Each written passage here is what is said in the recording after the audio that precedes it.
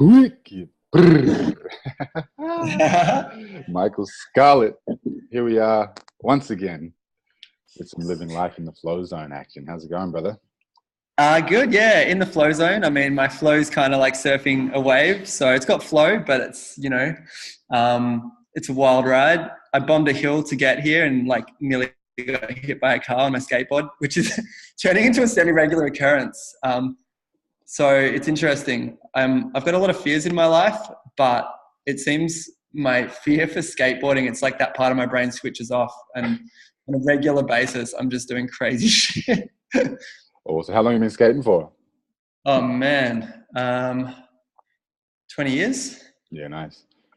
And what kind of stuff? You like bowl, parks, half pipes, quarter pipes? No, look, when I was younger, I do the shortboard stuff. I don't have a license right now, so skateboard is my main mode of transport, which has been amazing. It's been really good. Awesome. What do you do when it rains? Oh man, it feels like the start of like a. Actually, I've got do you know Kudos, the rapper Kudos? Yeah. He's got a line like when it rains. So I instantly went into very poetic territory then. What do I do when it rains? I don't know, probably put a hoodie on and like catch the tram and, You tuck it under your arm still, or you just leave it at home? Well, the other day it was raining and I'm like, I can't skate. And of course, like typical Melbourne weather, like an hour later it was sunny. And I was seriously like regretting not having a skateboard so hard that day. Worst. Melbourne. I love that about Melbourne. One of the things a lot of people will like, the weather in Melbourne get mentioned a lot in the same sentence. And people ask me, oh, you live in Melbourne now. It's so cold there, or, they're like, oh, the weather's so unreliable or unpredictable. And I'm like, well, that's bloody awesome. It just keeps all the soft cocks out. As long as you don't say the same thing with the people. It's like, oh, you live in Melbourne. The people are kind of cold. They're so unreliable. You're like, oh, that's a way worse review. Whether you can roll with, like, the people are important.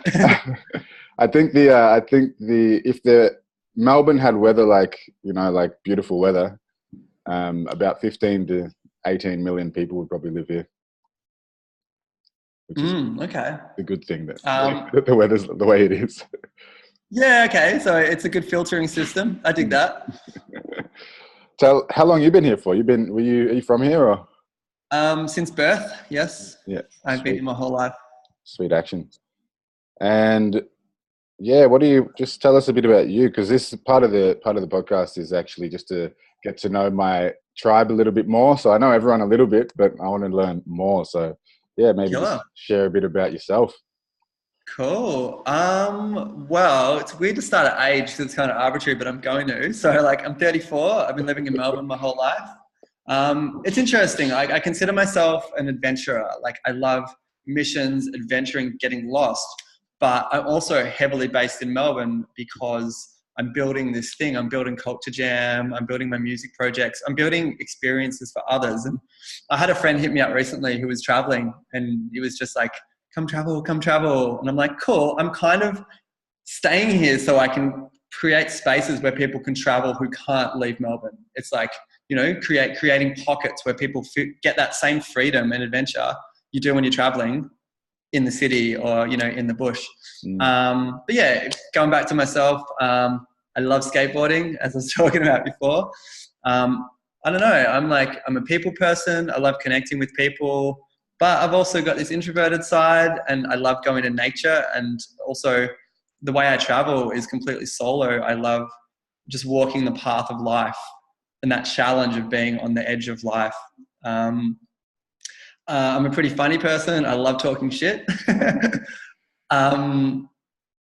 I was born on a street called Karma Avenue, 33 Karma Avenue. 33 is my lucky number. And like, that's my, people have the 1111 thing. I have 33. I see it on license plates. It's a very synchronistic way that the universe speaks to me and lets me know I'm doing the good thing. I'm on the right path. And the block I grew up on was Karma Avenue, and around the back of the block was Nirvana Avenue. And my friend said that sums up my personality quite well. Half of me is like very hippie and, that side of things. And the other half, I'm a punk. I'm reckless. I love destroying things and making trouble. And I think that sums up my personality pretty well. Yeah, nice. And there's a few things in there. Talk to us about synchronicity. What happens when you haven't seen the 33 in a while? You know that shit's going a bit askew, Oh, or I just start panicking and just start breaking. No. It's interesting because sometimes I've had moments where the synchronicities aren't necessarily a good thing, and that's not happening now. Right now, synchronicities always seem like a nice friendly pat on the back, but I've had moments in the past where like it felt too repetitious. Whenever I'd see 12, 12. So I remember I was dating a girl, I hooked up with a girl, and she was like, she gave this whole different spin on the synchronicity thing, and she's like, oh, maybe you're stuck in a cycle. That's why you keep seeing it. And I felt that, sometimes with the synchronicity thing, it's like, because I've had different synchronicities across my life, and sometimes maybe it's time to move on to a new pattern and a new thing.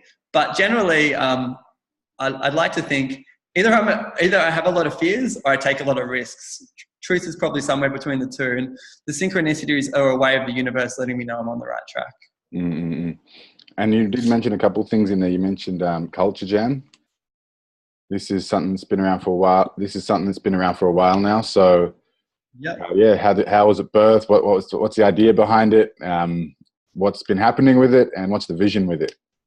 Cool. So it was born 8 years ago. I was working as an after-school care coordinator at a primary school, and I was just like kept penciling a lineup for a party, and then I'm like, you know what? I'm going to quit my job, throw a party, book a flight to Cairns, and see what happens. So it was a very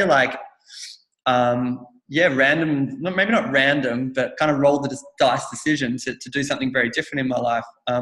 That first party, Opio was the headliner, but it was like on the cusp of him getting big. So there was all this buzz. I got him at an affordable price, and the gig did really well, and it made some money. The place was sold out, and we had a massive line down the street. So it was a really kicked off with a bang. And as much as I'm creatively minded, I'm also very logically minded, and I know how to kind of do things smart and play them safe. So instead of getting too cocky and going, yeah, let's up the ante and do something wild, I just kept very gradually taking baby steps of increasing Culture Jam. Each party was a balance between taking a risk and having a safe break even and doing it smart. Back then, there were still themed events, but they were more music orientated.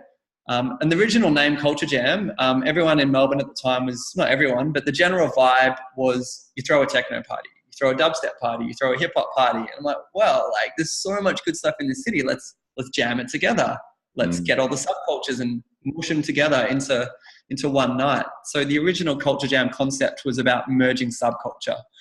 Over time, its scope and what it is has changed dramatically and grown. And I was thinking the other day when I chose that name, did a part of me know what it was growing into? Because it seems inherent to the name where it is now, and where it's heading, even though I had no idea at the time that it could encompass so much. And if you think about the words culture and jam, that can expand to personal culture, to different cultures across the world. There's so much scope there to what you could mesh into a concept.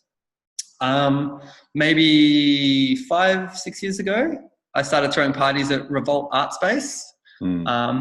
And at the time, my friend said, don't bother going to talk to them. They're not really interested in electronic parties. Someone did the same, and it's probably not a thing. But I went down and had a chat to the guys there, and their whole vibe was theatre. So I'm like, well, if you want to work with someone and you want to establish a relationship, you need to understand their world, and you need to, meet them half in your world and half in their world. So I'm like, well, what if we do a party that's theatrical? And the concept was Unusual Suspects, which was a crime themed party. And we decked the place out. We had gambling rooms. We had this gangster laneway with dead body chalk and people writing chalk on the walls and shipping crates and stuff. And they just helped deck the place out. And we established this relationship where they loved our concepts. They'd jump on board. They'd help us set design them. And suddenly we started entering this world where instead of just throwing parties, we're let's build worlds. Let's build these fake environments. And now Culture Jam's notorious for its themed events and not just, putting, a cool flyer and a little bit of music on theme, actually building convincing worlds, which people can escape to. And yeah, through that, it's quite amazing seeing what can take place in that. I mean, there's the absurdist side of it where Australian party culture is very theatrical. We love dressing up. We love being silly. But there's like totally the psychological side to it as well, where people are, my theory is what happens is people take on an alter ego. In the process, they drop their ego because there's no status. There's nothing we're taking too seriously. And through that, you end up in a very real place. So you're stepping into fantasy to find an energetic experience, which I'd say could be more real than everyday life. And I think we're acting in our everyday life to some degree already. We're taking on these roles, we're playing them out, and there's a lot of pressure behind that. So at Culture Jam events, you kind of like, you're acting a little bit tongue in cheek, the pressure's off. And I think there's so much magic to be found there. Yeah, nice. So initially the first idea was like, oh, I should throw a party. I'm going to quit my job. Like, was that something you'd done in the past? You'd thrown parties before, you have experience in it? Or was it just like the parties you were going to weren't the kind of thing you wanted? Like, where did the impetus come from? Yeah, look, a lot of the motivation came from frustration of not seeing what I wanted to see at parties. I've been going to parties since I was 14. The doof scene seemed to just keep repeating the same things. And I saw so much scope for creativity, especially with all the things happening in Melbourne. And like, it 100% came from seeing a void there and wanting to fill it. Definitely. And so what was some of the ideas or the thoughts that went, like you were seeing like Groundhog Day with the parties and you were like, oh, why don't we have this? Why don't we have this? And it was like, well, you know, no one else is going to do it unless I put my foot forward. Someone's, you know, so someone's got to do it. And, you know, it's like, well, it's not going to make itself. Yeah. So what was the actual question there? Sorry. Yeah, I'm just wondering, was that the thought? Like, what were the thoughts that made you actually go, fuck it, I'm actually going to put my hand up? I'd say that's more of a feeling, you know, going to parties and just feeling a little bit. Yeah. And then on the flip side, I was helping out with Maitreya Festival, starting to help out like their info tents and stuff. I jumped on board Earth Dance, which is an event where 160 so countries internationally throw a party on the same day for world peace and do a prayer at the same time for world peace. So, was this in series a couple of times? No, Earth Dance. Earth Dance used to be at Fed Square. Like they threw doofs at Fed Square two or 3 years in a row. Yeah, incredible. And 1 year Regurgitator was making their album in a bubble, band in a bubble, and they synced up to Mantrix, Richie Mantrix, who plays as Interpulse now, and Regurgitator were playing their synthesizers in the bubble, synced to the main stage of Fed Square with the whole like massive screen at Fed Square, a projection screen with all these like awesome political like projections going on, taking the piss out of our government. And it was like wicked. We live in a really free country where we're having a doof in the middle of our city with content taking the piss out of our politicians. Like, yeah, that was a good thing. What kind of work were you doing in there? Earth Dance? Trying to remember. I became creative director. I think the first year I was helping out, I did the closing ceremony. I was doing the installations and the spaces. And Matt Bonner was the creative director who's involved in Pitch Festival, Let Them Eat Cake, or was involved in Pitch Festival, Let Them Eat Cake. And love Matt. He's a legend. Love Matt. Definitely want to get him on the show as well. He's a brother. Oh, amazing. He's like a big bro for me. I think for like, ever since I got to Melbourne, me and him just like instantly connected the first year I got here. It was amazing. Yeah, I've always loved Matty. I love his vibe. He's always been super friendly and just a legend of a human. And it's like, I want to sit down with Matt one day. I'd love to watch that podcast because I said to Matty, I'm like, I'd love to just know before I met you the things you were doing in the scene, because it seems like he's been heavily involved in the evolution of the scene. He's pushed boundaries. And I'd say we've got a lot of similarities in, you know, just wanting to do things different. He was a creative director of Pitch last year, and it's just like, he's so good at just thinking outside the box, pulling an amazing artist. And yeah, definitely take my hat off to him for being an example of not only not repeating culture, but making an active effort to make sure there's fresh culture in our scene. Mm-hmm. Awesome. And in terms of that, was it like, all right, cool, you were doing a bit of the stuff there with Earth Dance, and then you was like, oh, cool, you had a bit of skill, had a bit of knowledge, had a bit of experience, and then you were like, actually, I could probably just do this. And what, did you just do it yourself? Did you have a team of people you worked with to pull together that first event? And What was that, Yeah, by the way? Where was for it? sure. The one you mentioned with Opio? Miss Libertine, which is closed down now, but it was an awesome little nightclub in the city. Bo Kitty was the booking manager at the time, who's involved heavily in the festival scene still. Um, yeah, so I mean, working at the Maitreya, the early Maitreya's and the Earth Dance, it just gave me a taste of this whole, world of organisation, which was exciting. I mean, but for years, like 4 years into my partying, we loved coming up with ideas for parties. Like I was involved quite closely with the crews, like Soul Quest and stuff. And I wasn't on the teams or anything, but I mean, there were always people around who were talking about what's the ultimate party? Like how can we do this? We all had our own ideas and we loved that. And that's, I think, what I fundamentally did was take people's, that's going to sound like I stole people's ideas. I was going to say take people's ideas and turn them to reality, but no, it's not what I did. What I did was provide spaces where people can turn their ideas into reality, because everyone has dope ideas. And it's not just like what would make a sick party. It's like sit around a campsite and everyone's a bit like at 4 a.m. People are geniuses. Like they talk absolute nonsense and it is beautiful. It's like, it's so poetic. And when you're in that flow of not giving a fuck, of pure fluidity, it's like Simpsons level genius. And it seems like everyone's got it. And culture jams are providing a space where what we're fundamentally doing is like, let's turn these absurd ideas into reality. Why can't we do that? Hey, wouldn't it be funny if we, what's some of the ridiculous things we've done? I always go back to the gorilla because it just makes me happy, but I'm just going to do that anyway. Tying a giant gorilla in shibari and rigging him from the stage. It's the ability to just create a platform where we can be professional but be complete punks as well. And like, that's my jam. I'm trying to move away from the professional. It's going to be there. I'm going to delegate it. But I want to go just deep punk, deep culture jamming. If you know about the history of what culture jamming actually is, that's kind of what I'm interested in terms of my like creative vision. Talk to us about the history of culture jamming.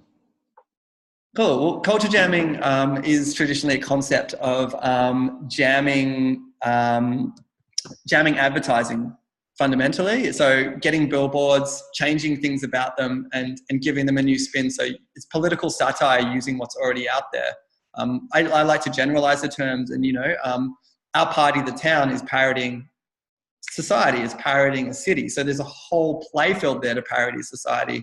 But I'm really want to get into, the raw stuff like the street campaigns. We're going to be working on an app this year, which is taking this culture jamming energy into the streets. But for me, modern culture jamming is any manipulating of existing cultural elements, to send a message across. And it's like kind of like Banksy kind of artwork, this type of stuff. Banksy is a great example of it because he's very satirical, it's very reactionary, and it's in most of his content would be, if not playing on what's already there, making a reference to it. And I love Banksy. He's 100% one of my favorite artists. Mm. And what are some of the other ones you mentioned? You mentioned the gorilla. What other crazy ideas have just been talked about and then have materialized? I have to have a think. My mind's a little bit blank right now. It's all good. I remember some cool stuff. Like I know that any party that I've been to of yours or that you've been involved in has always had like crazy decor and a lot of thought been put in the setting. You mentioned one at the place in Kensington. That like you guys helped deck the place out. I know that you seem to spend a lot of time on that. Like that's quite important for you in terms of the actual spatial, the setup of the place. We're very passionate about it. I mean, I just had a meeting today with my production manager and saying how great it would be to actually have a really good profit on an event because then I could, use that money to do cool things. And he's like, look, man, at the end of the day, like we could do that. Like we could be making money, but we really give a crap and we want these environments to be so immersive. And that costs money, but it's so worth it because we're building something really, really special. Another one that we were doing at Kensington was the World Beyond, where we built the whole post-apocalyptic world.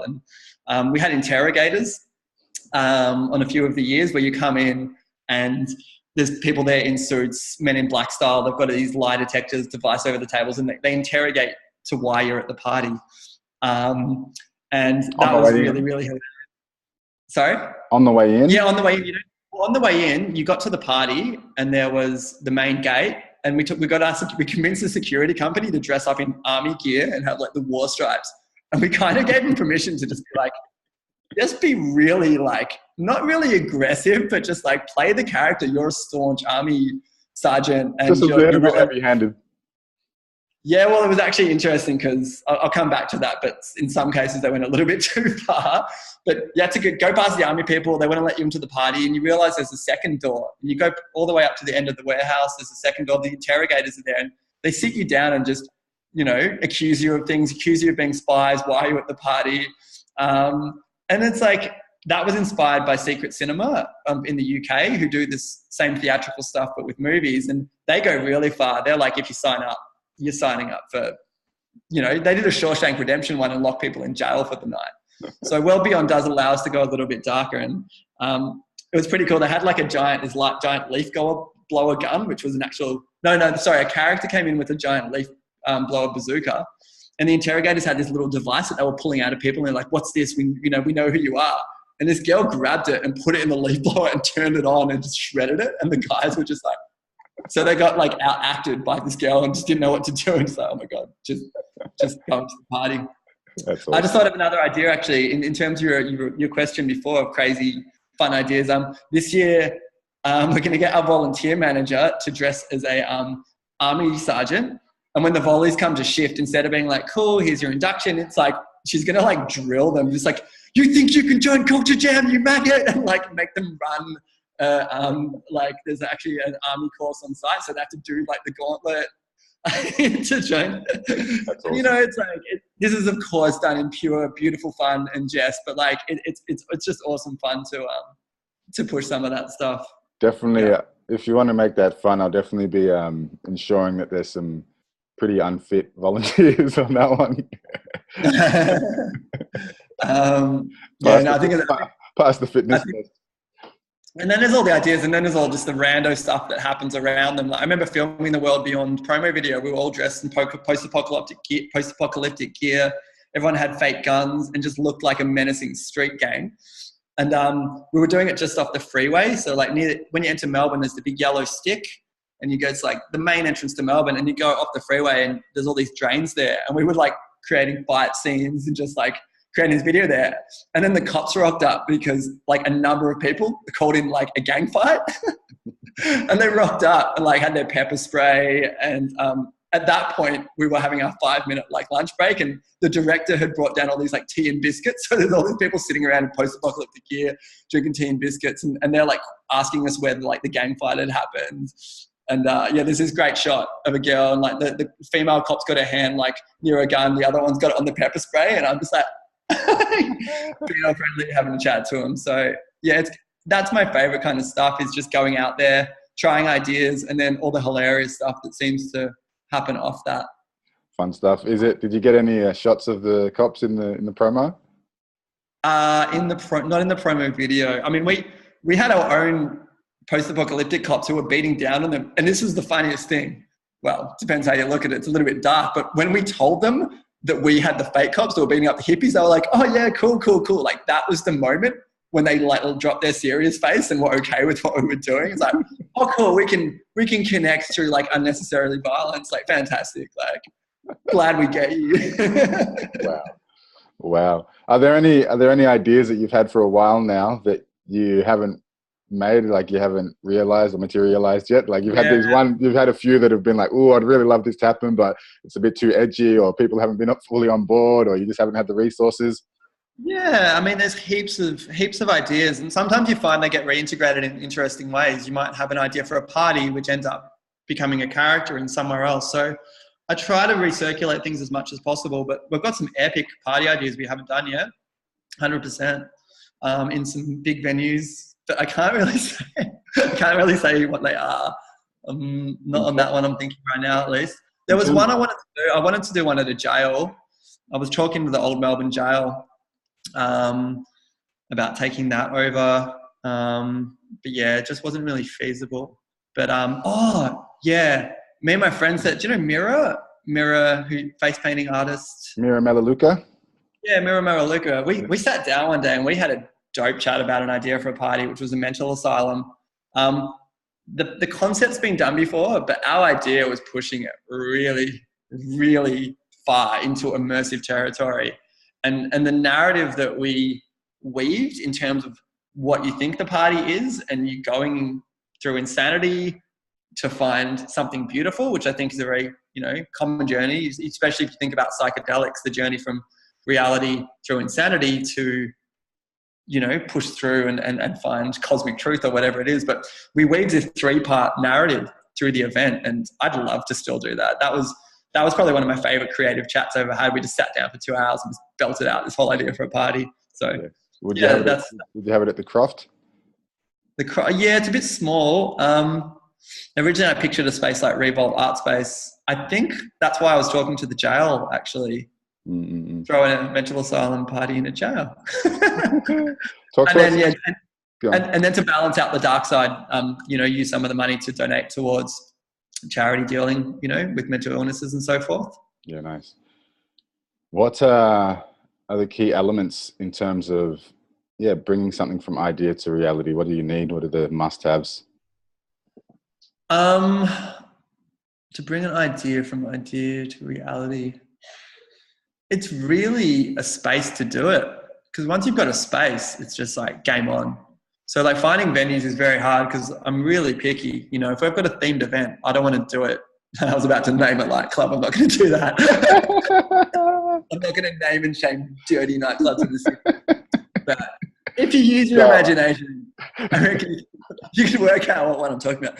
I want to find spaces which do these themes justice. So a huge part of it, it's like venue scouting for a film, the new town site we've got, it is a town. Like it's incredible. Like if we had a $5 million build budget, we'd pretty much be building this because it's a town. So we've got this playground and this set with all these amazing, unique individual sets, churches, like a classroom, a town hall.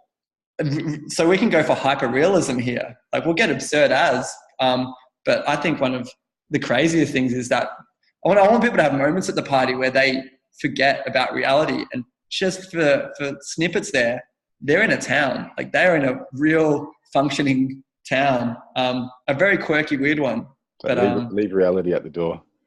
Yeah. Once you've got the venue though, it's game on. It's talking to all the people.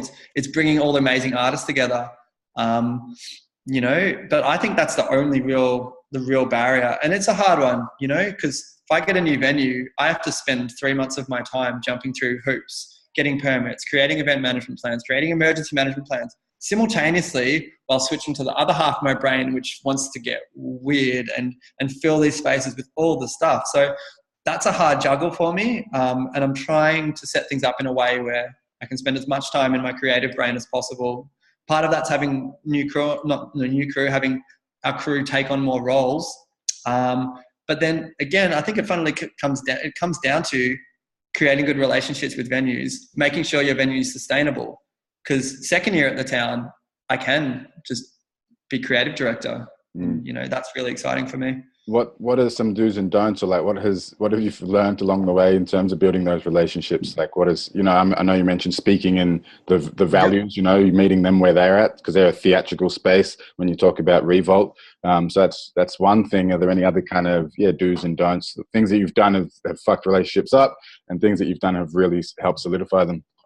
You want to, if you're promising something, you want to be able to deliver it. You don't want to butter people up.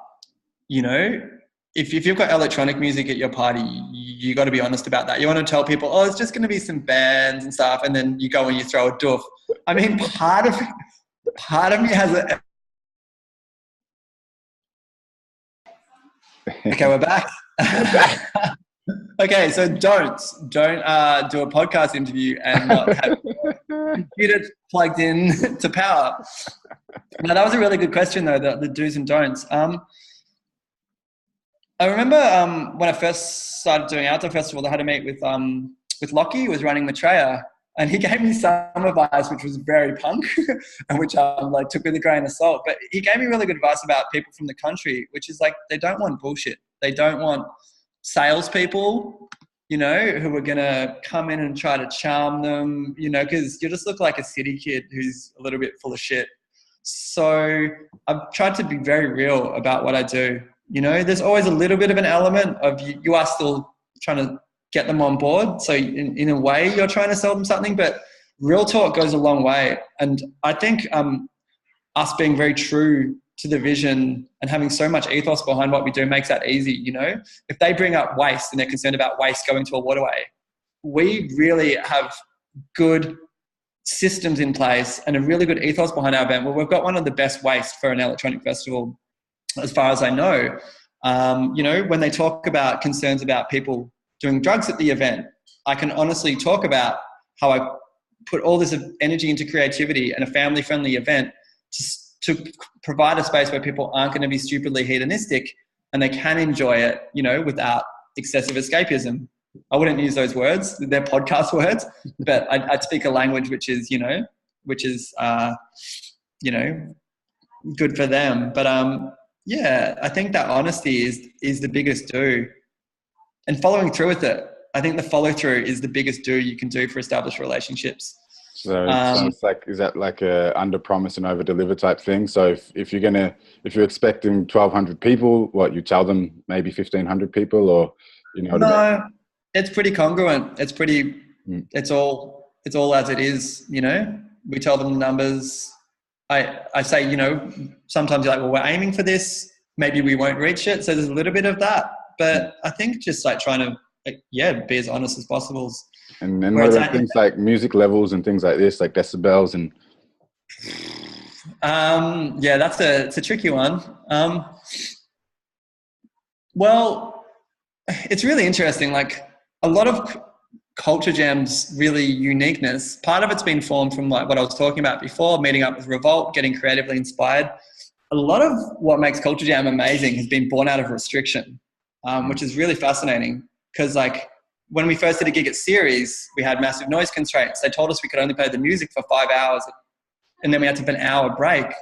So I started to think about how, if I don't have the most fundamental element of what's going to keep my crowd interested, what can I fill that void with? So, you know, getting circus performers, creating experiences outside the dance floor. And those restrictions actually were huge motivation to start injecting more creativity in the band away from, you know, the dance floor.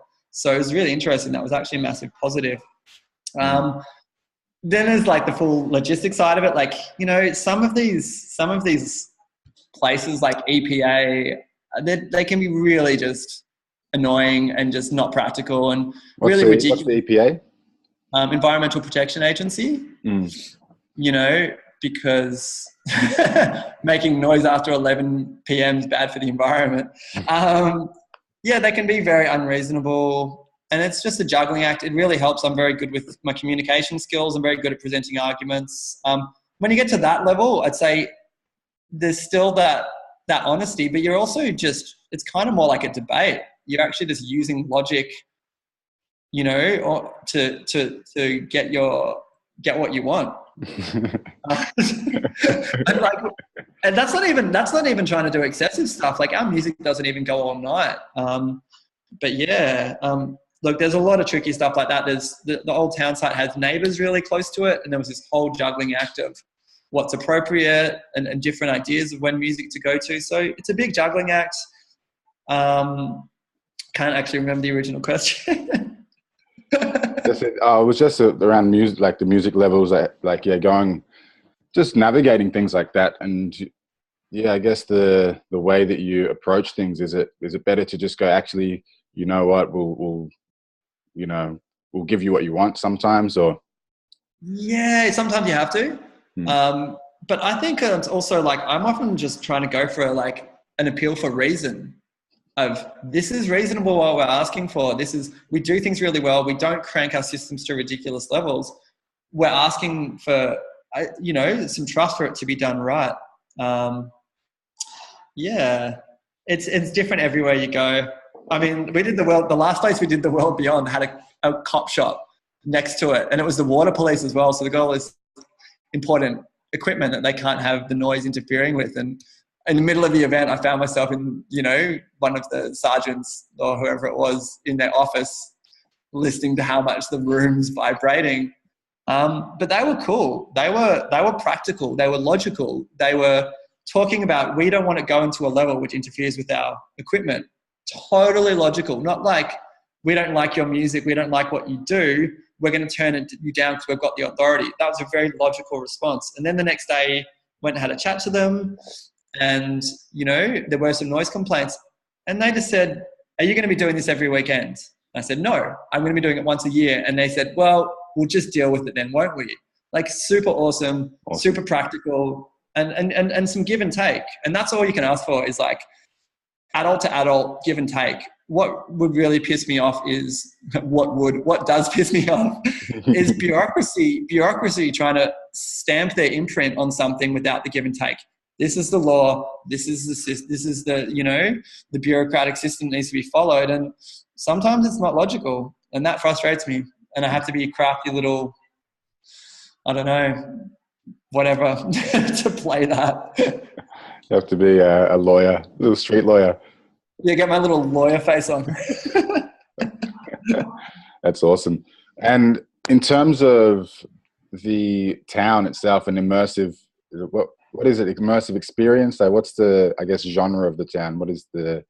Yeah, I think immersive musical event is a good one, because as much as I'm totally inspired by the immersive theatre, a lot of the experience is still driven by a dance floor. But that immersive, you know, the characters, the dress-ups, the narrative, the set design, that's everywhere. That's still on the dance floor, whether it's the set design or characters jumping up on the stage and saying things, or all the amazing games and costumes that the crowd themselves bring to the dance floor and create these spontaneous, immersive experiences. So immersion's about the people experiencing it. It's about, instead of viewing art passively, of creating it yourself, essentially, or at least a co-creation with the festival.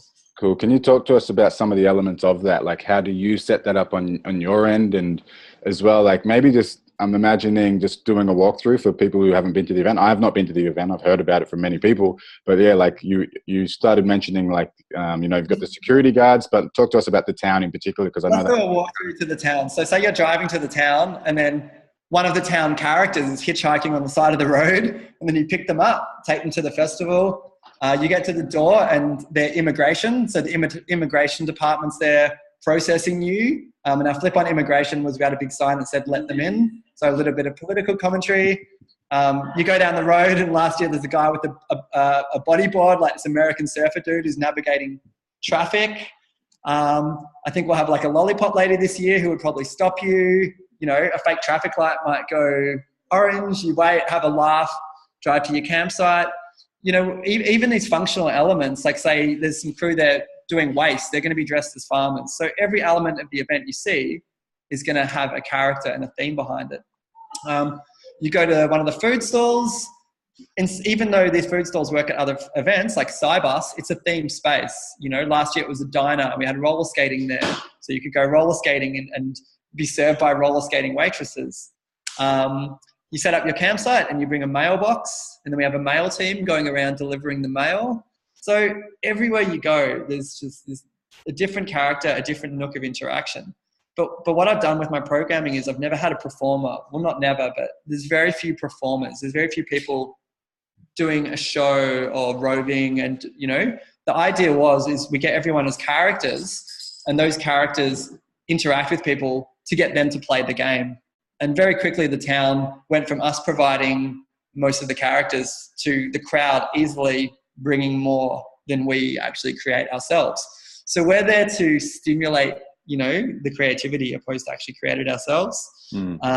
Last year we had a narrative weaving through the event. So the town was being mined by Schema Grimeheart, which was our antagonist, who was basically there to corporatize the town, take over all the businesses, dig up the courts deposits under the town. And it was really fun to just corrupt my event of just like everything that I wouldn't want at my festival. It's just like, let's get people, you know, like the Cybus turned into KFP and had like bloody t-shirts, and they were the KFC of the town. Vegalicious, all the produce was, I had a big sign, the produce was brought to you by Monsanto. So we went from organic veggies to Monsanto. We had people in suits going around just like closing down all the stores to make way for shopping malls. So that was I love the idea of not only setting up theatrical spaces, but giving them movement and the ability for them to change and evolve over the weekends. Beautiful. I know I tangented there a little bit. Did that paint a little bit of a picture of the festival? Definitely. And in terms of that, so I'm imagining there's roads. You've created roads in the town, or like, what's the setup? What am I looking at? Yep. It depends what part of the town. Again, like, we're basically in a town for this new site. There are roads. There are lamps. There are houses. It's a town. Like people's houses that live in their house. This town is super unique. It's owned by the Lions Club of Victoria and New South Wales, and each of the Lions clubs, like the Warrandyte Lions Club, the Carnegie one, they've got their own little house cottage there, and we'll be turning these into general stores and the post office. It's like a ghost town.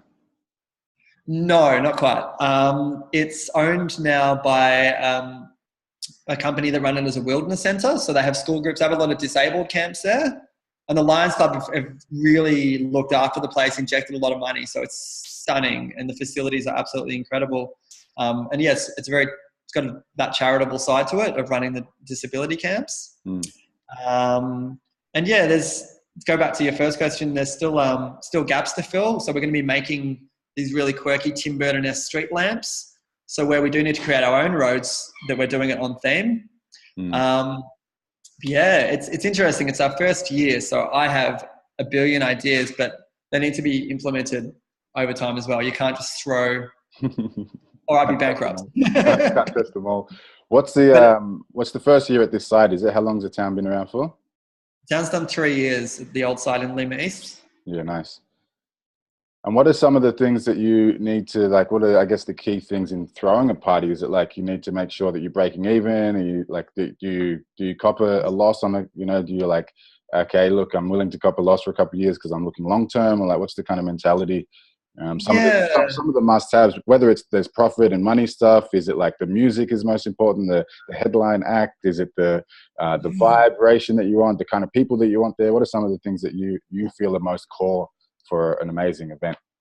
Yeah, I mean, well, there's two sides to it. There's what makes an amazing event creatively, and there's what makes an event functional and sustainable. And you need to make money. You need to create an event in a way that's going to get people there. You have profits. You can pay all your crew. You've got money to continue doing it. So it is a balance. And what we've tried to do is have those two feed into each other by creating these really unique creative experiences. That's what attracts people to the event. And that allows us to not have to, fly over 5 internationals and do these big, massive lasers and, all those experiences, and put the money instead into creativity and create a culture of experience. So that's part of the sustainability of the event, is doing it that way. In terms of what's most important, I mean, as I said earlier, we really care about creating these immersive worlds, and we spend money and time going into excess, going into really big details. So I'd say like that's fundamentally the most important thing, is building these realistic worlds. Around that, it needs to be sustainable. I need to balance the budget. I need to make sure it works. And I guess in that respect, it's about wanting to push it really far without being foolish. Because if you push it too far, maybe there won't be another event next year. And it's just a balancing act. This is the first year at the town. We're investing in a lot of stuff that we, like the street lamps, which we could use for multiple years. But yeah, all I care about is it being sustainable. I'm not interested in making huge bank off it. I'm interested in having enough money to keep doing more and more of it. So that's the approach. And I think that balance between thinking outside the box, awesome creativity, and it being financially sustainable while looking after your crew. Financially sustainable has to also be energetically sustainable. So we look after people. We make sure everyone feels appreciated for their time, whether it's, through money or through other ways. Fair exchange. Yeah, an exchange where the individual feels happy with what they've put into what they've got back. That's key. So the balance between that the creativity and the financial sustainability are probably what makes a good and smart event. And what do you, in terms of, you said, oh, you know, balance the budget, what are some of the things you think about there? The reason I'm asking this is because anyone listening who might be thinking about putting events on, you know, someone, you've got a lot of experience. I imagine there's a lot of young kids out there, or people in general who might be thinking, oh, I could do that, or haven't even thought about it until now, until they're listening to this. Some of the things that you would be thinking about when you balance your budget, are you thinking, like, what are the expenses, and is all your money from ticketing? Like, what, you know, is it, you know, how's that work? Yeah, I mean, I think one of the most important things, especially when you're starting off, is to be really realistic about the prices you're setting and do it smart. You have, excuse me. I think you have to be going to parties to understand the culture of what's working and do your research on the ground to get a feel. And that just happened for me organically by going to so many parties for so many years. But I always say set a safe break even. So low ball it. Safe. Yeah, low ball it, kind of. It's always that balance between playing it safe and taking a risk. You can't just completely play it safe, and you can't just completely go into risk territory, because it might work, but you're rolling the dice. So it's about a balance of those things. But there's so much more to that, you know. I've seen big festivals promote so heavily in nightclubs and just get the worst crowd in. So it's like this quick cash grab, but then how much money are you spending on picking up their trash? Like, what are you doing to the festival culture? What kind of vibe are you actually culminating? You're too heavily swung towards financial and not enough of the ethos and the creativity. And you got to have that balance. Otherwise, I truly believe it's not sustainable, because your vibe will go so downhill. Either the authorities are going to come in and try to stomp it, or you're going to have overdoses, or it's just like, maybe you make it work, but I have no respect for you if that's the road you go down. Truly, like, I have no respect for that part of the festival scene. I have no interest in it. It's like people just driven by money with no care for the environment that they're creating. It's something I have so little time for. And how do you mitigate that stuff? Like, how do you ensure that your events, you know, have a high quality waste management and have high quality, the vibe as well, you know, so that, because a lot of places, they might have a really amazing vibe, but you know, they haven't got that waste management side, or they might have, you know, not so crazy drug culture, but they've got a really big drinking culture. Like, how do you ensure all of that stays in a balance? I think it's holistic. I try to create a holistic ethos and vibe and feeling, and any of the marketing, instead of just like trying to sell the event. It's a culmination of that ethos. It's talking about the theatrics. It's you know, I did a post the other day talking about how much waste we produced, and it got 100 likes. So it's like awesome. Like, instead of just, here's the big names, come to the event. It's like we're sharing what the event's truly about, and that will attract the right people. And for anyone starting, I think it's so important to have a step aside, instead of just repeating what's been done or modeling yourself on other people. Think about what's this unique world that you can create. And that's what you want to be attracting people towards, because then you've got something with heart and it's fresh, and like, it will build a crowd that's amazing. Ask yourself what's important to you. What are your values? What are ideas do you want to see, and then start creating that, right? Yeah, and be driven by that. And then the money, it's important, but it should be a product of that, not the fundamental drive. So you're driven by the heart. You're not driven by the money. I think that's key. Yeah, 100%. And what are some of the practicalities? What does that look like in terms of why is it that the waste management is so on point? Is that conversations you have with all your team? Like, are there practical application that you say, all right, your area is your responsibility to make sure that it stays, you know, like after? There's like a responsibility put onto the crowd to pack light, to carpool. I mean, having such a beautiful site, it was a really good way to use that as, you know, as a communication of, we've got this beautiful site, we've got this paradise, we need to respect it, we need to look after it, you know, with a river running through the site and animals walking around it. I think that definitely helped paint a picture of how important it was. And then being consistent. I had a meeting with our waste manager the other day, and, you know, we're not having any waste generated from our food stalls. So he's like, that's great, because you can't put all this onus on the crowd if you're not doing it yourself. You know, it's got to be a team effort, and you have to be congruent. So yeah, trying to be consistent, not be hypocritical, and I keep bringing it back, but it's a holistic approach down to our flyer design, down to the acts that we choose. Like every part of the event I program is done consciously to fit into like something that will create a really good, wholesome, meaningful vibe. Wholesome in some ways. Some parts of the events less so. But yeah, my whole not the right word. Maybe yeah, just like yeah, intentional. Yeah, like we care. It's thought out, and we want it to bring the best possible energy to the party. Yeah. Awesome. And what are some of the areas that you feel, in general, like if you look at all the kind of party scene, I know you've attended a few, we've seen each other at a whole bunch of them. So what are some of the areas where you look around and just generally what comes up to you now where you feel that people are failing or falling down or could improve? And what would you like to see in terms of going forward? What would you like to see more of? Yeah, for sure. Totally. One area I feel people failing is a big word, but like one area I see like room for improvement, being very diplomatic here, is like doing harm minimization and having harm minimization tent at your festival, having people talk about it, having, you know, dance-wise there, having a presence, but creatively not following through with your programming.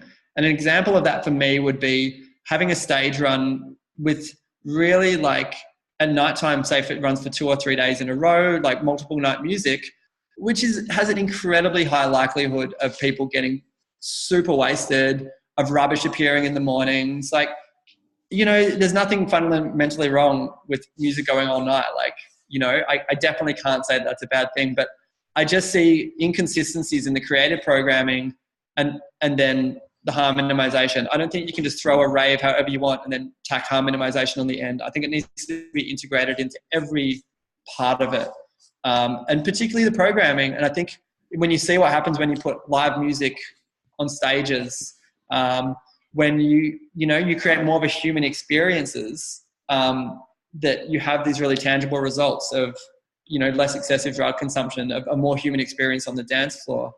And I feel like another part of the scene, which, you know, and it's related to this, is the smoke and mirrors. You know, for me, having a DJ fly from somewhere else in the world, the front of the DJ booth is the facade. You can't see what they're doing. Playing pre-recorded tracks, having smoke going off, having lasers. I mean, it's kind of like a pop culture hype experience. It's like, I don't think that's like, I think there's so much evolution there for more evolved ways of doing this. You know, have more live electronic music, like have it more engaging, have more performers on stage, take the focus off the DJ, have a wider mix of like, you know, ethnicities, of female DJs, have things happen, you know, that aren't just the music. When it goes back to that traditional model of the DJs and the big dance floor experience, I mean, there's so many people who love that. And I used to love it, and I can't argue against it intrinsically. It's a really fun vibe. But if you start looking over 3 days, I'd say that that's more likely to result in an overall like less sustainable vibe than what I was talking about and coming at it from these fresh angles. And that's a big gap I see in the scene for sure. So is this like having a bunch of different, like you said, ethnicities, people from, you know, like lots more women acts or like women's spaces and things like this, and also local acts and, you know, stuff like Welcome to Country, this sort of stuff, with like, you know, really honouring the traditional, you know, peoples of the land. I'd say the Honouring the Country, the festival scene's pretty good for that. I'd say that's a very common thing that you will see at festivals. But yeah, I mean, I'm guilty of it too, and I have people call me on it. You know, I have people be like, a few towns ago, be like, you've got no females in your lineup. And I went out and booked a bunch of females, and one of them was Tash Sultana, so that worked really, really well. And I even got to a point this time where I was just programming, you know, booking my lineup. I'm like, oh crap, like this is really not it's too far swung towards male energy, and I really like the, you know, female energy and what that does to a dance floor as well. And yeah, so I started filling in a lot more of the female. And then I definitely still need to move more towards, more cultural diversity, because I run Culture Jam and that needs to happen. I don't want to be just throwing parties for, Full of Caucasians. Full of Caucasians. Yeah. So it's a learning experience, and it's good to have people who call yourself and, or even each other, for us to be having these conversations, to call each other on how we can do it better, and have these discussions. And I don't think the culture of shaming or pointing fingers is great. And I think that's happening right now. There's a lot of articles on in the rock scene, particularly right now, and the lack of females, and there's a lot of judgment. And it's like, yeah, none of these programmers have done that intentionally. And you do have to actually make more of a conscious effort, I'd say, to book females, because especially in the electronic scene, the males are so predominant. But it's good to have healthy conversations and to let the scene evolve. And the last thing I want to see is the scene just keep going around in circles. And sometimes I see that. That's frustrating. And every time I see someone do something unique and fresh, it's like music to my ears. And I think that's the healthiest place the scene can go creatively, and in terms of rubbish, vibe, safety. I think it all melds together. And it's something I've wanted to write an article on for a while, but it's brewing. It's brewing. Totally. I had a talk with, are you familiar with Joel DeRoss, Joel Tiger DeRoss? Yeah, I've known Joss for a long time, because he's just been in the party scene for a long time. I remember at Dice Falls, he used to be down there, and he played as Sysmix at heaps of Jules back in the day. So I can pinpoint specific memories over the years of knowing him back in the day. But then he's also, as you know, like on the Awesome Technology Buzz, and he's come out and help at the world beyond. And we've had amazing chats about ideas about democratic technology and how we can use technology as a tool for the people to have more power and to make huge shifts in the world. So yeah, amazing guy. A lot of interest there for sure. Yeah, I was curious if you guys, because there's a lot of crossover on what you're talking about in terms of especially like the risk mitigation and, this type of stuff. I know he's got some really cool tools. I was curious if you guys had worked together. Yeah, we have. Yeah, totally. We've worked together in the world beyond, and I spoke at one of his nights as well. And yeah, I think we're actually due for a retouch in, because it's been maybe 6 months, a year since we've touched in and shared ideas. Yeah, I'm going to have to wrap it up at some point soonish, because I've got a whole little town to build. Yeah, all good, man. I'm getting to the end here anyway, so it's perfect timing. I've got another one of these coming up very shortly. So yeah, thanks for your time. It's been a pleasure digging a little bit deeper into this. I'm sure that really awesome. We'll talk again in the future, and we'll see each other again. This is not going anywhere, this podcast, so we'll definitely look to continue the conversation going forward. Yeah, I think it was one of the best podcasts I've done, man. It's really easy to talk to you. I just from the get-go felt like I could just very fluidly talk, and it felt natural, man. So thanks for doing it and providing the space, bro. Beautiful, my absolute pleasure. And just before we go, just give us if you had one tweet, you knew you were going to die tomorrow, and you had one tweet to leave the world, what would you say with your one tweet? Oh my God.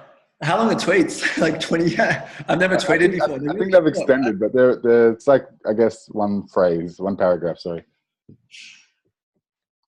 I mean, at this point, am I someone like, of importance? Is this going to reach a lot of people, or is it going to be for my community? Because this is for anyone who's following you, I guess, yeah. Okay. Oh, that is so tricky to answer off the bat. Okay, let's pretend I'm going to die in 2 minutes. So it's the pressure's on. Why am I on my computer right now? Like, really, my last 2 minutes? So Donald Trump. This is so what Donald Trump would be doing. It would probably end up being just really simple, because it's just like, I just write like, I'm going to die, and I just start speaking from the heart and say like, I love you all. I truly hope, I'd probably zoom into people's psyches and ask them to just like find that beautiful place and share it and make the most out of the moment and make a difference in the world. And none of you have an obligation to do that, but just if we all can find that part of ourselves, which is the changer, and can actually look outside the I and give to the us and give back to the world. It's like, that's what really matters. And it's not from pressure, it's from love, and just follow that love. Yeah. Something like that. Literally, I'm out here with chicken skin, dead set, straight up. Oh, thanks, bro. Thank you so much for your time, brother, and have an amazing town build, and I hope to see you soon. Really awesome to chat to you, bro. Awesome, bro. Until next time, guys, keep the flow growing and the growth flowing.